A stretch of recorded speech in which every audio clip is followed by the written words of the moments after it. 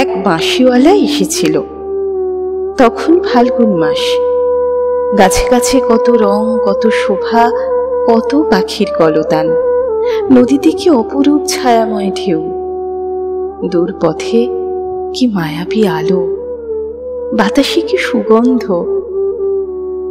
এক বাঁশিওয়ালা এসেছিল। তার বাঁশির সুর মোমের আলোর মতো স্নিগ্ধ, তার বাঁশির শব্দ পাতা ঝরার মতো পেলব।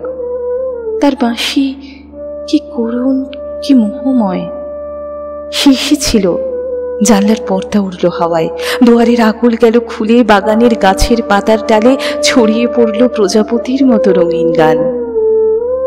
আমার তখন অনেক কাজ, অনেক ঘর, সংসার, সমাজ, পরিবার, দায় দায়িত্ব অনেক অনেক। মনটা আনচান করে উঠল। ভেতর থেকে কে যেন ঠেলা লাগালো, যাও যাও, দেরি করো না। কিন্তু আমার দেরি হয়ে গেল। আমার পুজো, আমার গেরস্থালি, আমার কর্তব্য, আমার নিত্যদিনের 7-17 ঝামেলা, আমার দেরি হয়ে গেল। যখন সব সেরে, সব চুকিয়ে ছুটে গেলাম বাইরের বড় দরজাটারও বাইরে, রাঙা ধুলোর বিষণ্ণ পথে তখন বাঁশিটি পড়েছিল, ভাঙা, সুরহীন, স্তব্ধ। গোধূলির সোনালি আলোয় বাঁশিটিকে মনে হলো যেন এক ঝরা পাতা বুঝি। আমি আমার সবটুকু দিয়ে বাঁশিওয়ালাকে খুঁজলাম।